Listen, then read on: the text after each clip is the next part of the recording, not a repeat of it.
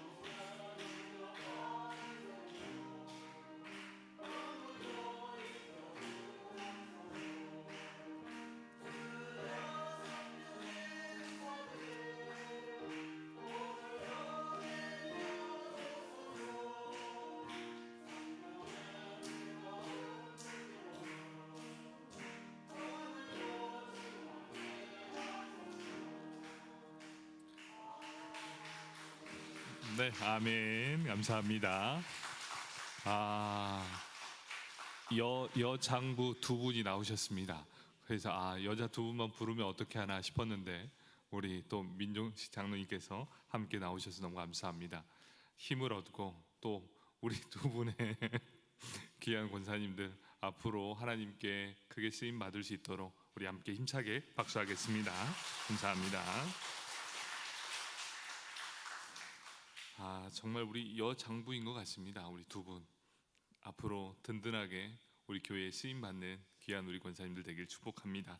자, 오늘 우리 요한복음 12장 9절에서 11절까지의 말씀을 읽었습니다. 그 후 나사로는 이랬다 라는 제목으로 함께 은혜를 나누도록 하겠습니다. 우리 말씀을 듣기 전에 옆 사람 바라보면서 인사하겠습니다. 오늘 하루 수고 많으셨습니다.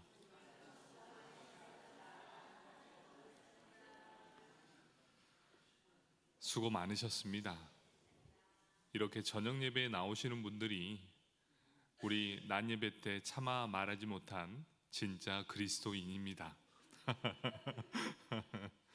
저희는 알고 있지 않습니까? 그리스도인이지만 진짜와 가짜가 누구인지 알 수 있습니다. 하나님을 사랑하는 사람, 그리고 예배를 사랑하는 사람, 바로 우리가 진짜 그리스도인인 될 줄 믿습니다. 아멘. 오늘 하루 이렇게 쭉 돌이켜 보십시오. 여러분들의 손길이 미치지 않는 곳들이 어디 있겠습니까? 교회는 바로 그런 것이에요. 한 사람으로서는 절대 이루어질 수 없습니다. 여러 각 부분의 지체들이 서로 섬기면서 서로 위로하면서 이렇게 세워져 가는 게 바로 교회입니다. 여러분, 우리 교회가 사랑이 넘쳐나길 축복합니다. 제가 낮 예배 때는 말을 잘 못합니다. 왜냐하면 모든 사람들이 있기에 우리 예배에 집중해야 되기 때문이지요. 우리 저녁 예배 나오시는 분들은 제가 더 사랑하는지 아시지요? 네. 이러면 안 되는데 마음이 더 갑니다. 맞습니다. 이게 바로 하나님의 사랑을 함께 나누는 거고 함께 세워져 가는 아름다운 공동체가 되는 것입니다. 우리 교회가 앞으로 더욱더 든든하게 세워지길 축복합니다. 아멘. 이후 나사로는 이랬다. 여러분, 나사로가 어떤 사람이었지요? 죽었다가 살아난 인물. 죽었다가 살아난 인물 나사로. 그러니까 그 후 나사로는 이랬다라는 말은 죽었다가 살아났던 나사로는 이러한 삶을 살았다라는 것을 보여주고 있습니다. 오늘 본문의 배경을 한번 보면 이렇습니다. 예수님께서 행하신 표적을 보았던 사람들 중에 많은 사람이 예수님을 나의 구주, 나의 하나님으로 믿게 되었습니다. 특히 오늘 이 주인공, 죽음 후에 무덤 속에 있던 나사로가 예수님의 부르심에 손과 발과 얼굴이 천과 수건으로 감긴 채 무덤 밖으로 나오게 되었습니다. 그 장면을 목격한 사람들은 와, 어떻게 죽었던 사람이 이렇게 살아올 수 있는가 경이로운 전율을 느끼게 되었습니다.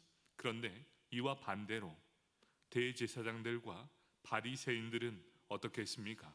저 예수를 죽여야 한다, 이렇게 모의를 시작했던 장면이 바로 이 장면이었습니다. 죽음에서 살아난 사람을 통해 예수를 믿었던 사람, 그와 반대로 자신의 입지가 좁아드는 것을 보면서 이 대제사장들과 바리새인은 예수님을 죽이려 하는 이 사건이 동시다발적으로 일어나고 있다는 사실입니다. 이로 인해서 예수님께서는 베다니를 떠나게 됩니다. 약 15km 정도 떨어진 에브라임이라는 동네에서 잠시 머물러 있으셨습니다. 이제 예수님께서는 곧 있을 유월절에 맞춰 나귀 새끼를 타고 예루살렘에 입성할 계획을 세우고 계셨습니다. 예수님을 죽이려고 했던 사람들 역시 예수님이 유월절을 지키러 예루살렘에 올 것을 예상하고 있었습니다. 자, 이제 예수님을 기대했던 사람이 두 부류로 나눕니다. 우리의 왕이신 예수님이 나귀 새끼를 타고 예루살렘에 입성하는구나, 할렐루야 찬양하며 종료주의를 맞이했던 그 예수를 기다리는 사람. 한편은 이제 예수를 잡아 죽이려는 계획을 짜고 있는 이 부류들. 이 둘 다 공통점이 뭡니까? 예수를 간절히 기다리고 있었다. 하지만 다른 점이 무엇입니까? 목적이 달랐다. 이런 모습들입니다. 그래서 누구든지 예수님을 보거든 신고하여라, 그리고 잡으라라고 명령을 내려둔 상태. 어떤 부류든지 이제 예수님을 목이 빠져라 기다리는 이 부류가 있었다는 것입니다. 이러던 중에 예수님께서 이 땅에 계실 때에 특별히 아끼는 가정이 있었다는 것이죠. 예수님도 편애가 있었습니다. 여러분, 예수님도 이 땅에 있을 때 특별히 마음이 가는 사람이 있었다는 거죠. 그 가정이 어디입니까? 바로 베다니에 있었던 나사로의 가정입니다. 오늘 본문을 보면 예수님께서 십자가의 죽음을 앞둔 6일 전에 있었던 일입니다. 그 가정에 가셨습니다. 이곳이 어디입니까? 바로 죽었던 나사로가 살림을 받았던 이 베다니의 집, 그리고 그 살아나셨다는 소문을 듣고 유대인의 큰 무리도 몰려들게 됩니다. 이제 예수님도 그곳에 다시 가게 되고, 그리고 많은 유대인들도 그곳에 가게 됩니다. 왜냐? 그곳에 나사로가 살아났다는 귀한 소문이 이제 방방곡곡에 퍼지기 시작했기 때문입니다. 그래서 요한복음 12장 1절 말씀은 이렇게 시작됩니다. 6월절 엿새 전에 예수께서 베다니에 이르시니 이곳은 예수께서 죽은 자 가운데서 살리신 나사로가 있는 곳이라. 이제 이렇게 되는 거예요. 6일 전, 이 6월절 자신의 죽음을 앞둔 6일 전에 이제 예수님께서 죽은 자 가운데서 살리신 나사로가 있는 그 집, 바로 그 집을 방문하게 되었던 것이죠. 오늘 이 말씀은 바로 6월절 6일 전 베다니에서 일어난 사건을 다시 기록하고 있습니다. 예수님께서 6월절을 지키기 위해서 예루살렘에 입성하시기 전 다시 베다니로 가셨습니다.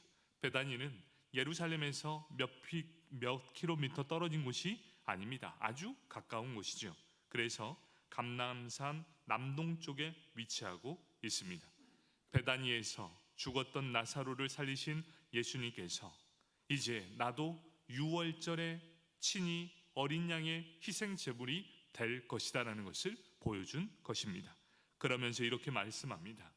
예수님께서 죽은 나사로를 살리심 같이 내 자신도 친히 희생 제물이 될 것이지만 죽음을 이기고 다시 나사로처럼 살아나게 될 것이다 라는 걸 한 번 더 예시해 준 것입니다. 그래서 그곳에 다시 살리신 나사로와 그리고 그 가족이 모여 있는 그곳에 잔치가 벌려지게 됩니다. 요한복음 12장 2절 말씀입니다. 거기서 예수를 위하여 잔치할세 마르다는 일을 하고 나사로는 예수와 함께 앉은 자 중에 있더라. 이렇게 기록하고 있습니다. 여러분, 이 잔치의 주인공은 누구입니까? 예수 그리스도였습니다. 예수 그리스도를 위한 잔치, 죽은 자 가운데서 살려준 이 나사로를 살려준 예수님을 위한 잔치였습니다. 죽은 나사로를 살리신 예수님께 감사하는 마음으로 이 잔치가 베풀어지고 있다는 사실이죠. 그래서 마르다는 분주하게 움직이기 시작합니다. 예수님을 어떻게 하면 대접할 수 있을까? 이 잔치는 누군가는 헌신을 해야 되기 때문에 바로 내가 그 위치에 자원하여서 예수님을 대접하기 위해 일을 하고 있습니다. 우리 나사로는 어떻게 있습니까? 예수님 곁에 바짝 앉아 있습니다. 예수님이 무슨 말을 하시는지 바짝 앉아서 듣고 있었죠. 죽은 자 가운데서 살아난 기쁨, 다른 어떤 기쁨과 비교할 수 있겠습니까? 죽었다가 살아났습니다. 나사로는 살아났을 때 그 가족은 그냥 가만히 앉아 있을 수 없어서 잔치를 크게 열었다라는 사실입니다. 오늘 본문 말씀을 통해 우리에게 말씀하시는 것이 무엇입니까? 바로 이 나사로가 우리를 상징하고 있다는 사실입니다. 본문은 나사로가 그 이후에 어떻게 살았는지를 알려주고 있습니다. 오늘 잔치의 주인공은 나사로를 살리신 예수 그리스도를 축하하는 자리입니다. 그런데 예수님께서 오늘 말씀 본문에서는 어떻게 보여집니까? 잔치의 주인공인데도 불구하고 이 중심에서 살짝 비켜져 있다는 사실입니다. 오늘 이 본문을 쫙 읽어보면 특별히 9절, 10절, 11절에 보면 어떻게 기록됩니까? 나사로도 나사로까지 나사로 때문에 9절, 10절, 11절에 이렇게 기록합니다. 9절에 나사로도, 10절에 나사로까지, 11절에 나사로 때문에 이렇게 기록되고 있습니다. 어떻게 됩니까? 분명히 그 현장의 중심에 누가 있었습니까? 예수님이 계셨습니다. 그리고 이 잔치의 주인공은 예수님이셨습니다. 그런데 그럼에도 불구하고 죽었다가 다시 살아난 이 나사로가 주인공처럼 스포트라이트를 받고 있다는 사실입니다. 이것이 대단한 중요한 메시지를 우리에게 던져주고 있는 것이지요. 죽었던 나사로, 더 이상 소망 없던 나사로가 예수 때문에, 예수로 말미암아 살아난 이후 그가 어떻게 살았는지를 보여주기 위해서 그에게 시선을 맞추고 있다는 것이죠. 예수 때문에 살아났지만 모든 시선이 어디로 집중하게 만들었습니까? 나사로가 어떻게 살았는가? 예수 때문에 살았는데 나사로가 어떻게 살고 있는가, 여기 이 성경은 의도적으로 나사로에게 초점을 맞추고 있다는 사실입니다. 우리가 이런 나사로의 삶에 대해 관심을 가져야 할 이유는 무엇입니까? 이 나사로가 바로 오늘 우리를 상징하고 있기 때문입니다. 우리 모두가 허물과 죄로 완전히 죽었던 자들이었습니다. 더 이상 이 땅에 소망이 없는 자, 그런 우리에게 예수님이 친히 찾아오셨습니다. 그리고 우리를 불러주셨고 우리를 죽음에서 부활의 은혜를 허락해 주실 뿐만 아니라 죄와 사망의 권세에서 이제 하나님의 은혜로 구원을 받는 하나님의 백성이 되었다는 것이지요.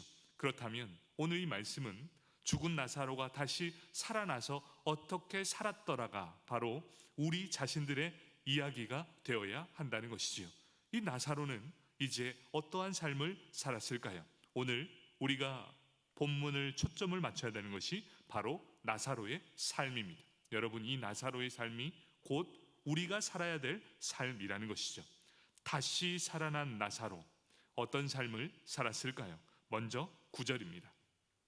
9절 말씀, 유대인의 큰 무리가 예수께서 여기 계신 줄을 알고 오니 이는 예수만 보기 위함도 아니요 죽은 자 가운데서 살리신 나사로도 보려 함이러라, 이렇게 기록하고 있습니다. 유대인들의 큰 무리에 잔치집에 몰려오기 시작합니다. 유대인들의 큰 무리가 이제 잔치집에 몰려오게 되는데 그 이유가 있었습니다. 죽은 사람을 살리신 표적의 주인공과 죽었다가 살아난 나사로를 보기 위함입니다. 잔치집에 몰려온 사람들은 소문만 들었던 두 사람을 동시에 볼 수 있는 서로의 기회가 되었다는 것입니다. 얼마나 기뻤을까요? 사람을 살리고 죽었다가 살아난 모든 이 두 사람을 한목에 볼 수 있다라는 그 기쁨으로 사람들은 우르르 몰려오기 시작한다는 것입니다. 사랑하는 성도 여러분, 오늘날도 크게 다르지 않음을 보여주고 있습니다. 사람들의 관심사는 어떻습니까? 기적이 일어나는가? 어떠한 기적이 일어났는가? 이러한 관심에 대중들은 관심이 있다는 사실입니다. 왜 그렇죠? 눈에 보이는 것을 믿으려고 하고 거기에 관심을 많이 갖기 때문입니다. 눈에 보이지 않는 영이신 하나님과 주님의 보혈을 가지고 옛사람이 죽고 예수님 안에서 새 사람으로 다시 살아난 사람에게 얼마나 관심이 가지지 않는다는 것을 보여주고 있습니다. 오히려 이런 우리가 영으로 살고 예수 안에서 참 기쁨을 누리는 우리 삶보다 한 번의 기적이 어찌 보면 더 큰 사람들이 몰려오는 귀한 은혜가 있다는 것이지요. 그렇다면 우리는 어떻게 해야 되겠습니까? 사람들에게 보이려고 많은 기적과 보이려고 많은 행사를 진행한다면 사람들은 우르르 몰려올 수 있을 것입니다. 하지만 그것은 잠깐의 반짝임입니다. 여러분, 우리는 알고 있지 않습니까?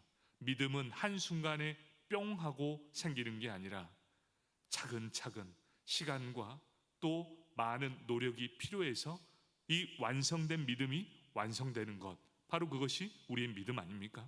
견고한 믿음은 한순간에 생기는 것이 아니라 꾸준한 습관을 통해 나타나는 것, 그래야 어떠한 어려움 앞에서도 흔들리지 않음을 보여주고 있습니다. 많은 사람들이 기적을 보고 예수님께 몰려왔지만 예수님께서 고난을 당하자 모든 무리들은 후 하고 불어버려 다 떨어져 나가게 된다는 사실입니다.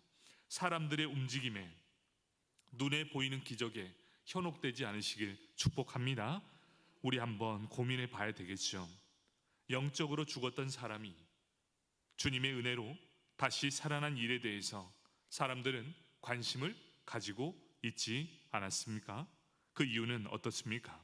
왜 사람들은 이런 관심을 보였을까요? 정말 그랬을까? 정말 죽은 자가 다시 살아나서 말도 하고 다시 살아난 새 사람이 되었을까? 그래서 그 사람을 보기 위해 몰려들고 있다는 사실입니다. 교회도 그래야 됩니다. 어떤 교회입니까? 죽었다가 살아난 사람들이, 우리는 죄에 죽고 우리는 옛사람은 다 죽고 성령으로 새 사람이 되어야만 되는 곳이 바로 교회라는 사실입니다. 그렇다면 새 사람이 된 이 모든 성령의 사람들이 교회에 모여 있다면 교회의 소문은 퍼지게 될 것입니다. 그리고 모든 사람들에게 이제 입소문이 펼쳐지게 될 것입니다. 어떤 소문일까요? 인제 장로교회에 가니 사람들이 옛사람의 모든 옷은 다 버려버리고 성령의 새 사람으로 입어서 그 사람들은 늘 기뻐하고 늘 즐거워하고 늘 감사의 삶을 살더라. 이런 소문이 넘쳐난다면 하나님께서 믿음의 사람들을 보내주실 것입니다. 저는 이렇게 생각합니다. 교회는 옛사람은 죽고 성령의 사람이 다시 사는 표적이 넘쳐나는 교회, 바로 그런 교회가 바로 하나님이 역사하시는 교회예요. 하나님의 사람들이 하나님께서 부어주시는 큰 은혜로 이 자리에 굳건하게 세워질 거라 생각합니다. 여러분, 한번 저는 곰곰이 생각해 봤습니다. 하나님의 은혜로 정말 이런 성령의 사람들이 우리 교회에 막 물 밀듯이 몰려온다면 어떻게 하지? 이런 고민을 한번 해보다가 한 번 더 생각을 해봤습니다. 우리 교회에 하나님께서 은혜 주셔서 수천 명, 수만 명이 오더라도 과연 그들을 감당할 수 있는 우리가 준비되고 있는가? 저는 한번 그런 고민을 해봤어요. 만약 우리 교회에 여러분 이 상태로 수천 명이 몰려온다고 생각해 보십시오. 그들을 하나 되게 할 수 있겠습니까? 그들과 마음을 나눌 수 있겠습니까? 우리는 과연 얼마나 준비되어 있습니까? 그 조직을 맡아서 할 만큼 든든하고 건강한 조직체가 이루어져 있습니까? 새 가족이 한순간에 10명이 온다면 그들을 감당할 수 있는 그릇들이 준비되어 있습니까? 그리고 만약 100명이나 되는 사람들이 우리 구역에 편성이 된다면 우리 구역장님들은 그들을 사랑으로 챙겨줄 수 있겠습니까? 바로 우리 12구역장님들 그리고 우리의 모든 지체들이 하나님께서 부어주신 은혜로 감당할 수 있을 그때에 하나님은 우리 교회에 이 모든 영혼들을 허락해 주실 줄 믿습니다. 가장 먼저 회복해야 될 게 무엇일까요? 우리가 먼저 하나 되는 게 필요하고 우리가 먼저 굳건하게 세워지는 게 먼저입니다. 그런 소문, 건강하고 감사가 넘쳐나고 행복이 넘쳐나는 교회가 된다면 하나님께서 어찌 보내주지 않겠습니까? 지금은 저는 준비되는 과정이라고 생각합니다. 잘 준비된다면 3년 뒤, 10년 뒤 하나님께서 건강하게 세워진 우리 교회를 통해 다시 한번 은혜를 허락해 주실 줄 믿습니다. 자, 우리 교회 이제 세워져가는 든든한 이 청사진이 보여지게 되었습니다. 어떻게 하시겠습니까? 우리가 교회를 지켜내지 않으면 그 누구도 우리 교회에 오지 않을 것입니다. 새 가족이 왔을 때 우리 가족과 같이 뜨거움으로 안고 그들을 챙겨주고 보살펴 준다면 그 새 가족이 적응을 하게 될 것이고 아름다운 열매를 맺는 뿌리를 깊게 내리게 될 것입니다. 그런데 내 자신을 보니 이렇습니다. 나 살기도 바빠 죽겠는데 다른 사람 챙길 여유가 어디 있겠습니까? 우리 사랑하는 인제장로교회 성도 여러분, 여유가 있었으면 좋겠습니다. 이 여유가 뭔지 아십니까? 다른 사람의 삶을 돌아볼 수 있는 여유. 이런 여유는 어떻게 생깁니까? 내 삶의 모든 일을 완벽하게 해결한 후에 그 옆에 빈자리를 바라봐야 되는 그런 여유가 있어야 된다는 것이죠. 믿음도 넉넉함이 있어야 합니다. 여러분, 우리 넉넉함으로 모든 사람을 품을 수 있는 그런 귀한 은혜가 우리 성도님들에게 넘쳐나길 축복합니다. 아멘.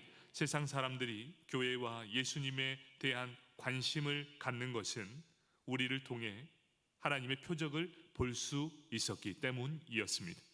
여러분에게도 기적과 표적이 일어나길 축복합니다.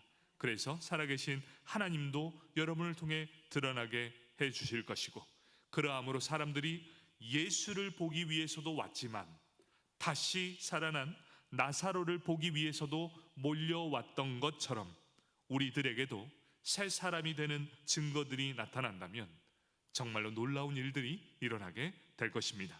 나사로가 전에는 어떤 사람이었는지 기록되지 않고 있습니다. 물론 착한 사람이었겠죠. 물론 예수를 잘 믿는 사람이었겠죠. 그런데 사람들은 관심이 없었습니다.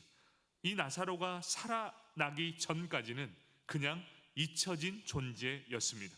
아무런 관심조차 없었던 그가 다시 살아난 이후에 사람들이 다가오기 시작합니다. 그리고 그 얼굴을 대면하며 교제하길 원하고 있다는 것이죠. 그에게 일어난 놀라운 일들을 들어보고 싶은 사람들, 그리고 그 삶이 궁금해진 사람으로 이 나사로가 바뀌게 되었다는 것. 여러분, 여러분의 바뀐 변화된 삶을 다른 사람이 궁금해하지 않겠습니까? 여러분이 어찌 이런 삶을 살게 되었습니까? 바로 이러한 기적들이 일어나면 사람들이 예수도 보려고 이 교회에 오지만 여러분을 보려고 교회에 나오기도 한다는 것입니다. 여러분, 삶의 변화를 통해 모든 사람이 궁금증을 갖는 귀한 삶 되길 축복합니다. 아멘. 두 번째 10절입니다. 대제사장들이 나사로까지 죽이려고 모의하니, 이렇게 말씀해 주고 있습니다. 대제사장 그리고 바리새인들이 자신의 입지가 점점 좁아지는 것을 느끼게 됩니다. 그들은 정치적인 판단을 하게 됩니다. 그래서 예수를 죽이려고 하죠. 또한 그들은 예수님이 살려주신 나사로까지 제거하려고 합니다. 왜 이렇게까지 할까요?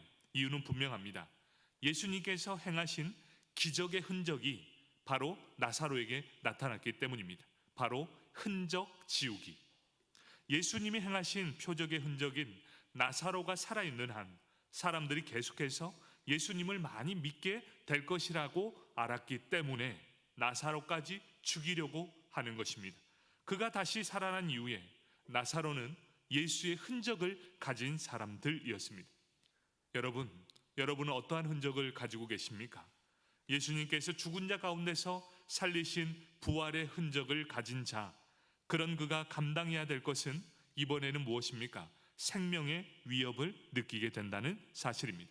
나사로에게도 어떠한 허물도 없었습니다.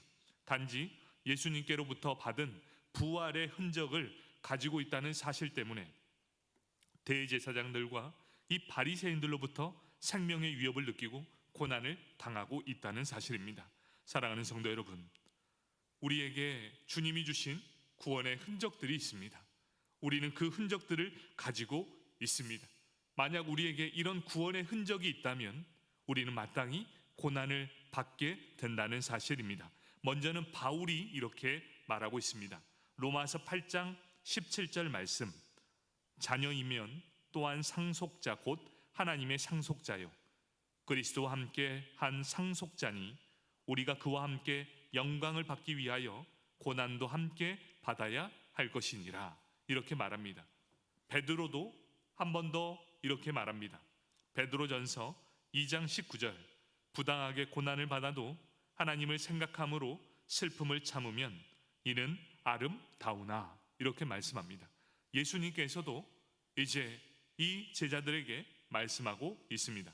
마태복음 5장 11절 말씀, 나로 말미암아 너희를 욕하고 박해하고 거짓으로 너희를 거슬러 모든 악한 말을 할 때에는 너희에게 복이 있나니, 이렇게 말씀하고 있습니다.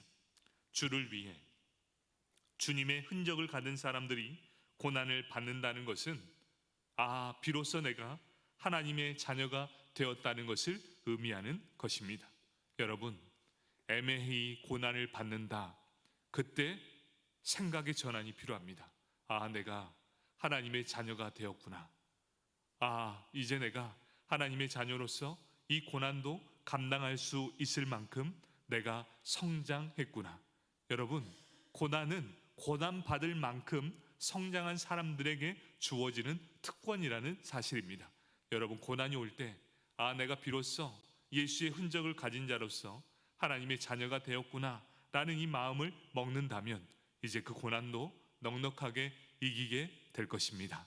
그리고 우리 하나님을 위해 고난을 받을 때 하나님은 꼭 기억해 주신다는 사실, 바로 이 땅에 하나님의 구원을 받아 하나님의 백성이 된 자들, 바로 이 땅에서 사탄에 의해서 또 모든 이 세상의 권세를 잡은 자들에 의해서 고난을 받게 될지라도 너희가 넉넉히 이겨낸다면 하나님의 상속자가 될 것이요 하나님과 함께 영원한 천국에서 함께 거하게 될 것이다 라고 말씀해 주셨습니다.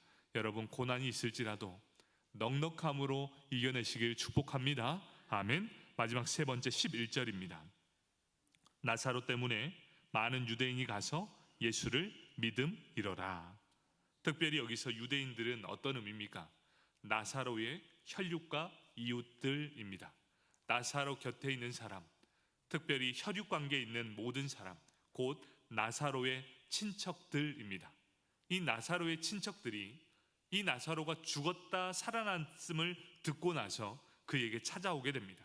그리고 나사로가 살아있는 것을 보면서 그의 친척들, 그들이 다 구원을 받았다는 것을 말씀해 주고 있다는 것이죠. 한 사람이 변화되었고 한 사람이 구원받았는데 하나님의 축복이 어디까지 미쳐집니까? 그 주변 친척과 가족과 주변 친지까지도 구원을 받게 되는 엄청난 일이 일어나게 된다는 것입니다. 맞습니다. 여러분 잘 보십시오. 예수 제대로 믿는 진짜 그리스도인 한 명이 있는 그 가정은 무조건 구원을 받을 수밖에 없다라는 사실.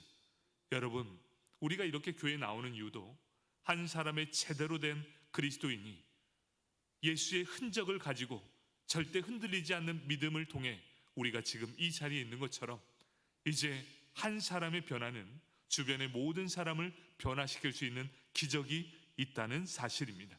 바울도 자신에게 있어 큰 근심이 있었습니다. 그 그치지 않는 고통이 있었습니다. 그것이 무엇인 줄 아십니까? 로마서 9장 3절에 이렇게 말씀합니다. 나의 형제 곧 골육의 친척을 위하여 내 자신이 저주를 받아 그리스도에게 끊어질지라도 원하는 바로다. 이렇게 말합니다. 내가 만약에 저주를 받아 그리스도 예수 안에서 끊어질지라도 내 형제들, 내 고륙, 내 친척, 내 가족이 예수를 믿게 된다면 저는 저주를 받아도 괜찮습니다. 그러니 하나님 이들을 제발 예수 그리스도를 믿는 가족이 되게 하여 주십시오라는 이 간절한 이 근심이 바울 안에도 여전히 있었다는 것이죠. 우리 예수 믿는 사람은 이런 고민들, 이런 근심들이 가득 넘쳐야 합니다. 예수 제대로 믿는 사람은요, 가족 구원을 위해 이 큰 근심이 내 안에 십자가에 콕 박혀져 있습니다. 여러분 안 그렇습니까? 내가 예수를 믿어 이렇게 좋은데 우리 가족들도 함께 예수를 믿었으면 너무나 좋겠다라는 큰 근심을 바울도 했다라는 사실입니다. 이 혈육이 예수를 믿었으면 좋겠다라는 바울의 애달근 이 애끓는 간절함을 볼 수 있는 본문이었습니다. 사랑하는 성도 여러분, 나사로도, 나사로까지, 나사로 때문에 이 세 가지가 바로 다시 살아난 이후 나사로의 삶을 압축해서 보여주는 내용입니다. 바로 우리가 이러한 사람들이 되어야 합니다. 첫째, 나사로도 보려고 합니다. 어찌 이렇게 변화되었는가? 그 사람이 궁금해서 미쳐버릴 지경이라서 그 사람을 보기 위해 찾아오는 귀한 은혜가 있기를. 두 번째, 나사로까지 죽이려고 했다. 위협을 느끼는 나사로. 왜냐? 예수의 흔적을 가졌던 사람이기 때문이다. 세 번째, 나사로를 통해서 모든 가족이 구원을 얻게 되었다. 믿게 하는 나사로. 이것이 바로 죽음 이후에 나사로가 보여주는 인생의 삶이었다는 것입니다. 사랑하는 성도 여러분, 정말 우리가 죽었다가 다시 살아났다면 내 인생이 궁금해져야 합니다. 그래서 우리의 인생에 간증 하나쯤은 있어야 합니다. 내가 예수를 믿고 이러한 기적이 있습니다라는 예수의 흔적도 가져야 한다는 것. 그리고 이런 모든 것들을 모아서 많은 사람들을 주께로 인도해야 한다. 특별히 가족 구원은 가장 먼저 이루어져야 되는 가장 중요한 일 아니겠습니까? 그런데 왜 이렇게 어렵습니까? 가족 구원 쉽지 않습니다. 저조차도 15년이 걸리더라고요. 여러분, 가족 구원은요, 인생을 갈아 넣어야 됩니다. 왜 그런 줄 아십니까? 나를 너무나 잘 알기 때문에. 차라리 남이면 좋겠어요. 내 삶을 모르니까. 그런데 가족은 내 삶을 압니다. 그러면 그 사람들이 뭘 보는 줄 아십니까? 이 사람이 정말 진짜 그리스도인인가? 그 안에 정말 하나님이 살아계신가? 아, 저 사람이 믿는 예수라면 나도 한번 믿어보고 싶다. 더 어렵습니다. 그렇지만 포기하지 마십시오.